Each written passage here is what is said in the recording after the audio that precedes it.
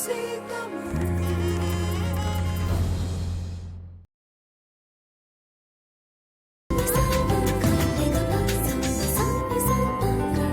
Last hold. இங்கே ஈழத்து புலம்பெயர் திரைப்பட உருவாக்கங்கள் பலவிதமான முயற்சிகள் நிகழ்ந்து கொண்டிருக்கின்றன. அப்படியாக உருவாக்கப்பட்டிருக்கும் ஒரு திரைப்படம் அதனது முழு வடிவத்தை அடைந்திருக்கிறது, முழு நீள திரைப்படம். இந்த திரைப்படத்தை பற்றி அதனுடைய இயக்குனர் சுஜித் ஜியுடன் உரையாடி மேலும் தெரிந்து கொள்ளவிருக்கிறோம். அதற்கு முன்னதாக இந்த திரைப்படத்தின் அந்த தீம் சாங் அதனை பார்த்துவிட்டு வரலாம்.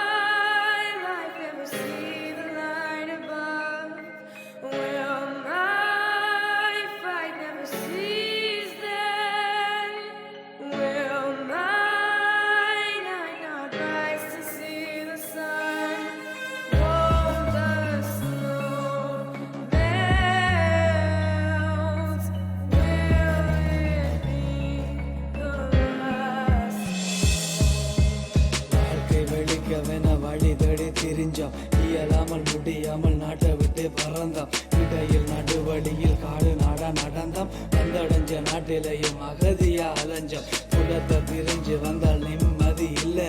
புதிய உலகம் இது பழக்கமும் இல்லை. புதிர்கள் தொடர்ந்து வர தினம் தினம் கொல்ல. புலரும் பொழுது என்றும் நம்பிக்கை இல்லை. வாழ்ந்து சிறக்கும் என பறந்து வந்தாச்சு. அக்கறை கீக்கரை பச்சை என்றாச்சு. மிச்சமாய் இருந்துட்டு அமைதியும் போச்சு. அச்சமாய் பழகுவோ இல்லை ஊராச்சு.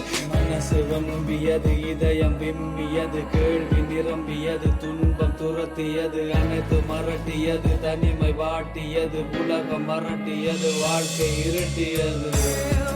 இந்த திரைப்படத்துடன் இந்த பாட்டை பார்க்கும்போது இப்போ அதனுடைய மையக்கரு எப்படியா இருக்கும் அப்படின்ற ஒரு ஐடியா கிடைக்குது. நீங்கள் பல இடங்களும் சொல்லி வந்திருக்கிறீங்க அந்த ஒற்றை வரி ஸ்டோரி லைன் என்னன்னு சொல்லி. இந்த படத்தில் எந்த விஷயத்தை எதிர்பார்க்கலாம்? இந்த படத்தில் என்ன சொல்கிறது, வெளியில் தெரியாத ஒரு பக்கம், முக்கியமாக இப்போ லண்டன் நின்று பார்க்காம பொதுவாக தாயகத்தில் இருக்கிறவர்களுக்கோ அல்லது என்ன சொல்கிற யூரோப்பில் இருக்கிறவங்களோட தெரிஞ்சிருக்கும். அதாவது ஒரு மாணவி இங்கே வந்து உதவிகள் இல்லாத பட்சத்தில் எப்படியான ஒரு பாதைக்காளரை கடந்து செல்ல வேண்டி இருக்கிறதுன்றதும், மாணவியோ மாணவரோ, இந்த படத்தில் மாணவி. அதே நேரத்தில் வெளிநாடுகளில் எல்லாருமே பணக்காரர்களாக இருக்கிறார்கள் என்ற ஒரு மாயமான பிம்பம் அந்த அவர்களே தாயகத்துக்கு தோற்றுவித்தது அநேகமாக உடையும் என்ற ஒரு இதை தான் நீங்கள் பார்க்கலாம். அதாவது உண்மை வாழ்க்கை இதில் தெரியப்போது. அவ்வளோ. இப்போ இப்படியான திரைப்படங்கள் எடுத்துக்கொண்டால், இப்போ குறிப்பாக புலம்பெயர் தமிழ் சூழலில் உருவாகின்ற திரைப்படங்கள் அப்படின்னு பார்த்தோம்னா, நாங்கள் ஏற்கனவே ஒரு 10 திரைப்படங்கள் கிட்ட 10 ப்ராஜெக்ட்ஸ் ஆரம்பிக்கப்பட்டு கிடப்பில் இருக்கிறதா சொல்லப்படுது, முடிக்கப்படாமல். எனவே ஒரு திரைப்படத்தை ஆரம்பித்து இறுதி வரை முடிப்பது என்பதே ஒரு பெரிய ஒரு விஷயம், ஒரு அச்சீவ்மெண்ட்டாக கருதப்பட்ட ஒரு சூழல் தான் இருக்குது. இப்போ த லாஸ்ட் ஹோல்ட்டை பொறுத்த வரைக்கும் இது எப்படி சாத்தியமானது? நாங்கள் இந்த படத்தில் ஒரு உண்மையான பட்ஜெட்னு சொன்னாலும் சொல்கிறாங்க, எனக்கு தெரியாது, ஒரு 20-25,000 பவுண்ட்ஸ்ன்னு சொல்கிறாங்க. ஆனால் இப்போ இந்த படத்தில் சினிமாட்டோகிராஃபாக வேலை செய்கிற ஒரு சாந்தன்னு சொல்லி அவர் ஒரு எட்டர்னல் ஐக்கான் ஒரு கம்பெனி வச்சுக்கிறார். அது அந்த ஈக்யூப்மெண்ட்ஸ் எல்லாம் லென் பண்ணுற மாதிரியான கம்பெனி உண்டு. அப்போ அவர் தான் இதை திரைப்படமாக எடுப்ப முதல் முழுநீள திரைப்படமாக எடுப்ப முடியும். நான் முதல்ல குறும்படமாக எடுக்கிறதா தான் திட்டமே இருந்தது. அப்போ அவர் சொன்னால் நாங்கள் இதை வச்சு ஒரு முழுநீள திரைப்படமாக எடுப்போம்னு சொல்லி, இப்போ அவரும் நானும் சேர்ந்து தொடங்கியல முதலே என்னுடைய உழைப்பும் அவருடைய உழைப்பும் அவருடைய அல்லது ஈக்யூப்மெண்ட்ஸ் எல்லாம் சேர்ந்து தான் இந்த படம் போனபடி எங்கள்கிட்ட வெளியில் காசு கொடுக்க வேண்டி வரல. அது ப்ரொடியூசரோ அப்படி இப்படி கொடுக்க வேண்டி வரல.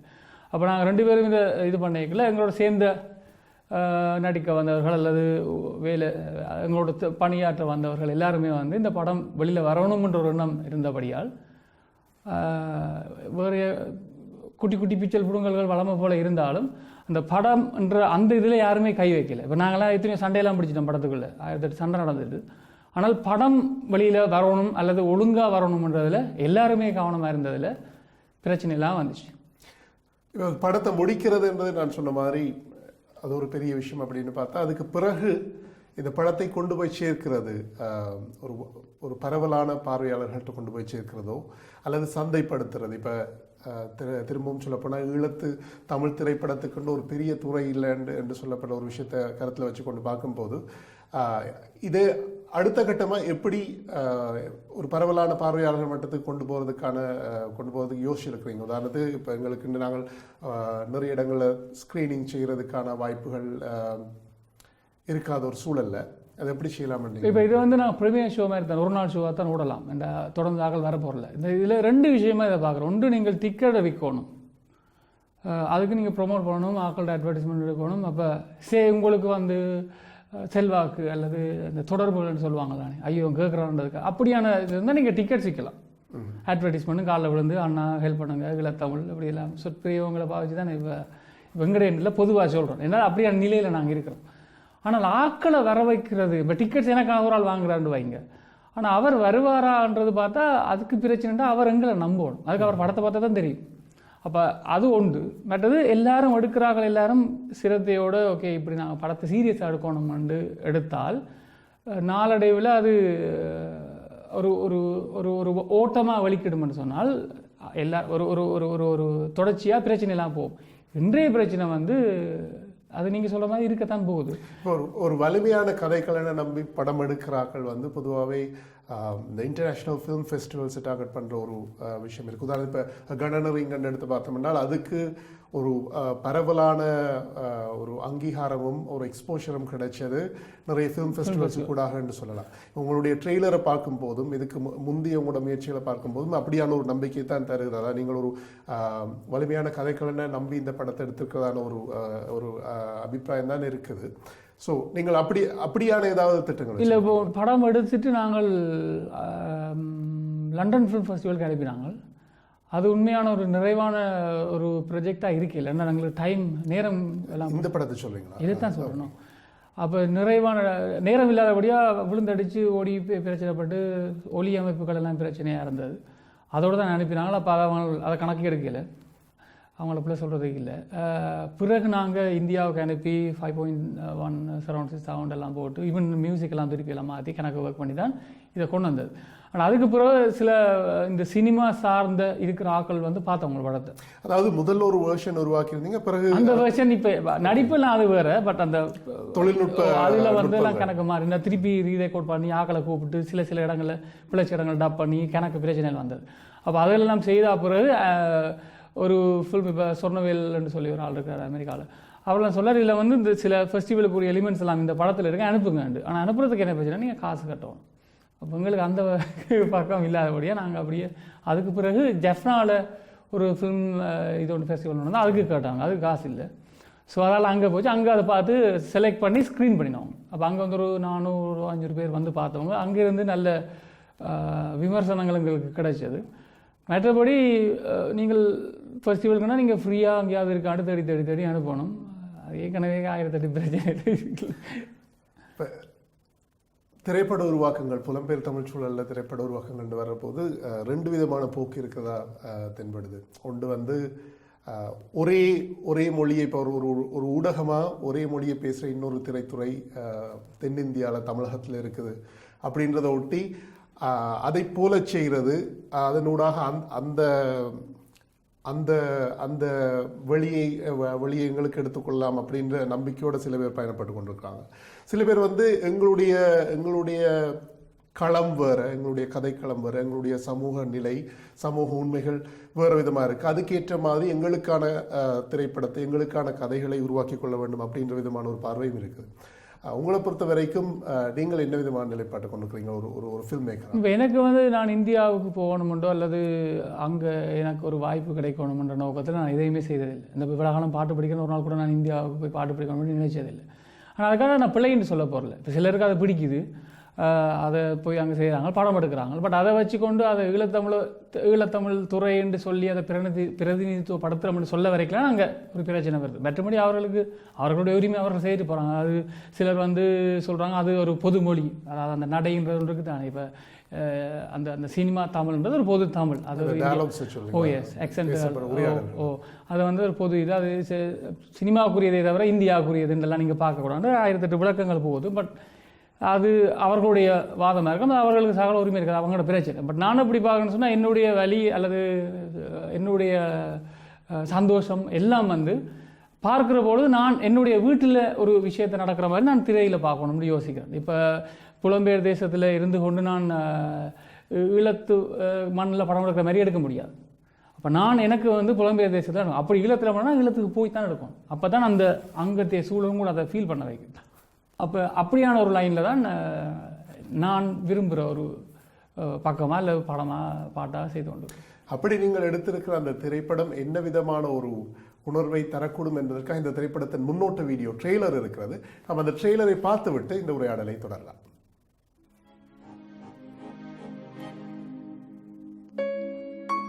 நீ ஒன்றைக்கு யோசிக்காதீங்க, வெள்ளக்காரன் இப்படி தான் அழைச்சி வச்சு கொண்டிருப்பாங்க.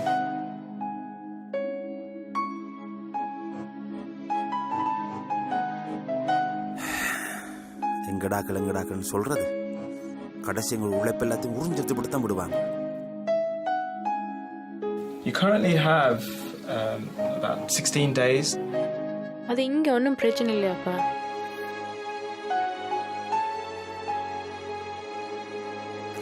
வேலை எப்படி போகுது? ஓகே அக்கா. உங்களோட விசா பிரச்சனையை பற்றி எனக்கு தெரியாது. நான் என்னோட இருக்கும் வரைக்கும் உங்களுக்கு முடிவை குயிக்கா சொல்லு ப்ளீஸ். பாய். இது வேற வெளியில இருக்கிற காவலிகள் சென்ற பிரச்சனையில வீட்டுக்கு வந்துடுறது.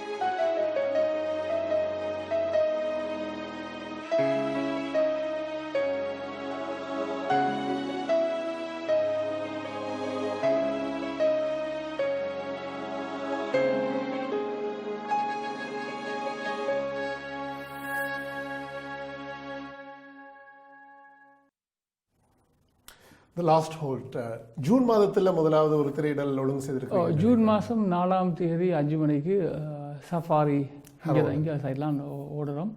டிக்கெட்ஸ் வந்து லண்டன் டெம்பிள் மார்க்கெட்னு சொல்லி ஏப்ரல் 9-10 நடக்குது. அதுவும் ஹெரோல் நடக்குது. அங்கே தான் மெயினாக ஆக்கள் வாரபடியால் அங்கே தான் டிக்கெட்ஸ் விற்கிறதா இருக்குது. ஸோ டிக்கெட் வாங்குகிற ஆக்கள் லண்டன் தமிழ் மார்க்கெட்டுக்கு வந்தீங்கன்னா எங்களையும் பார்த்து டிக்கெட்டையும் வாங்கிட்டு போகலாம்.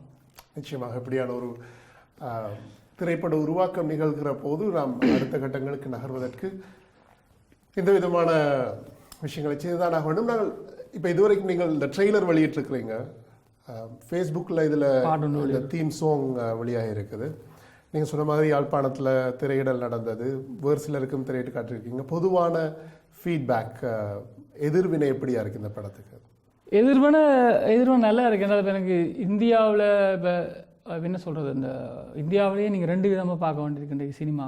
கோடம்பாக்கம்ன்ற ஒரு கோடம்பாக்கத்துலாம் எல்லாம் நடக்குது. பட் இருந்தாலும் அந்த கொமர்ஷியல் வர்த்தக சினிமான்னு இல்லாமல் சினிமாவை சீரியஸாக பார்க்குற ஒரு டைரக்டர்ஸ் இருக்கிறாங்க, விமர்சகர்கள் எல்லாம் இருக்கிறாங்க, இங்கே இருக்கிறாங்க.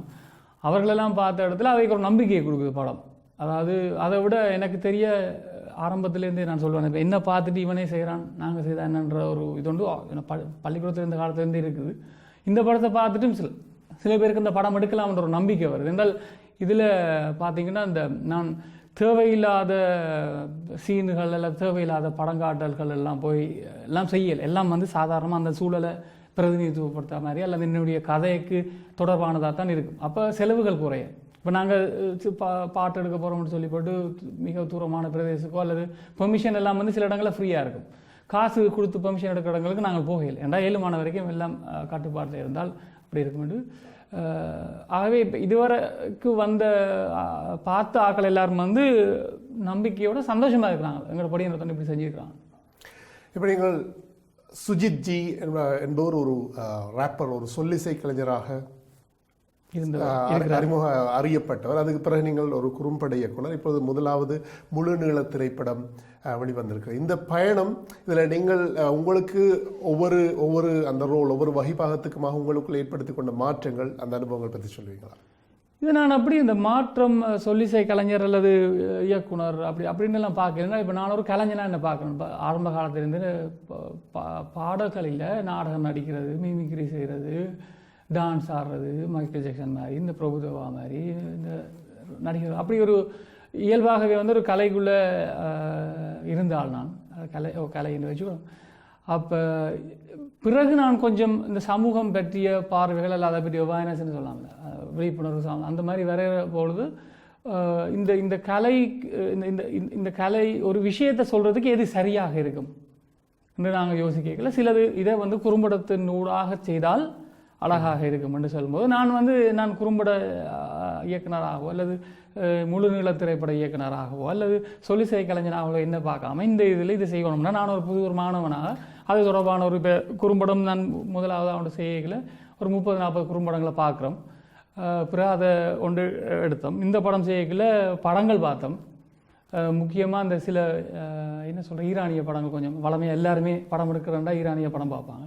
அதை விட இந்த ட்ராமான்ற ஒரு ஜோனருக்குள்ள வர ஆங்கில படங்கள் வேறு கன படங்கள் பார்க்குறது பார்த்ததுலேருந்து என்ன அந்த எல்லாத்தையும் ஒரு கலவையாக பார்த்து ஒரு பொதுவான ஒரு ஐடியா எடுத்தோம்னா இப்போ அது எங்கட கதையை எப்படி சொல்கிறோன்னா நாங்கள் தீர்மானிப்போம். இல்லை, இப்போ இந்த வெளிப்பாட்டு வடிவங்களுக்கு இடையிலான வித்தியாசம் என்னென்னு பார்க்குறீங்க? உதாரணத்துக்கு இப்போ உங்களுடைய நான் பார்த்த உங்களுடைய ராப் சாங்ஸ் எல்லாம் பார்த்தீங்கன்னா இப்போ ராவணன் அல்லது தந்தை பெரியார் பற்றி நீங்கள் சொன்னதெல்லாம் அதில் ஒரு தீவிர அரசியல் நடி இருக்கும். உங்களுடைய கருத்தியல் பார்வையை சொல்கிற ஒரு வெளிப்பாட்டு வடிவமாக அது இருந்தது. திரைப்படத்துக்கூடாகவும் அதை செய்யலாம். ஒருவருக்கு ஒரு தீவிரமான பார்வை இருக்கும் என்றால், உறுதியான ஒரு பார்வை இருக்கும் என்றால் அதை சொல்லலாம். ஆனால் இப்போ திரைப்படம் என்று வரப்போது பலவிதமான கதாபாத்திரங்கள் இருப்பார்கள் இல்லையா? இப்போ உங்களுடைய நிலைப்பாட்டை சொல்கின்ற ஒரு கதாபாத்திரத்தை நீங்கள் உருவாக்குகிறீர்கள் என்றால் அந்த கதைச்சூழலிலே அதற்கு எதிரான இன்னொரு பாத்திரமும் இருக்கும். ஸோ அவருடைய நியாயங்கள், அவருடைய வாழ்க்கை சூழல், இதை அவராக இருந்து கற்பனை செய்து பார்ப்பது, இப்படியான விஷயங்களை எல்லாம் எப்படி உருவாக்குகிறீர்கள்? அந்த அனுபவம் பற்றி சொல்லுங்கள். இப்போ கருத்துன்றது வந்து ஒரு நிலைப்பாடு. உங்களுக்கு சரியான எனக்கு பிள்ளையாக இருக்கும், எனக்கு பிள்ளையானது உங்களுக்கு சரியாக இருக்கும். அப்படின்ற பட்சத்தில் நான் ஒரு கேரக்டர் ஒரு கதாபாத்திரத்தை உருவாக்கல. அந்த கதாபாத்திரத்துக்குரிய நியாயம் எனக்கு தெரியும். ஒரு வலதுசாரி இடதுசாரின்னு சொன்னால் இடதுசாரிக்காரர்களுக்கு ஒரு நியாயம் இருக்கும். அதை எதிர்த்ததான ஒரு எதிர்ப்பான ஒரு வந்து அவங்களுக்கு இருக்கும். வலதுசாரிக்கு இருக்கும். வலதுசாரி அதை நம்பும். எங்களுக்கு நான் ஒரு இடதுசாரி தன்மையான ஆள்னு சொன்னால் எனக்கு வலதுசாரி ஆக்களை என்ன மாதிரி இயங்குறாங்க, அவருடைய நியாயங்கள் என்னன்னு எனக்கு தெரியும். அப்போ கதாபாத்திரத்தை உருவாக்குற போது அவர் ஒரு திருடனாக இருக்கிற போது அவர் என்னத்தை உணர்கிறார், அவர் ஏன் அதை சரி என்று நினைக்கிறார் என்ற விஷயங்கள் எனக்கு தெரிகிறபடியா எனக்கு அப்படியே ஒரு கதாபாத்திரம் இருக்கும்போது இலக்குவாக எழுத இருக்கக்கூடிய மாதிரி இருக்கும். ஆனால் படத்தில் முடிவில் அவர் என்னுடைய ஒரிஜினல் குணம் வந்து காட்டிக்கொள்ளும், அவர் பிழை என்ற மாதிரி முடிக்கும். இதே வேறு ஒரு ஆள் இருக்கும்போது அவரை சரியாக என்னை பிழையாக இருக்கிற மாதிரி இருக்கும். அப்படிதான்.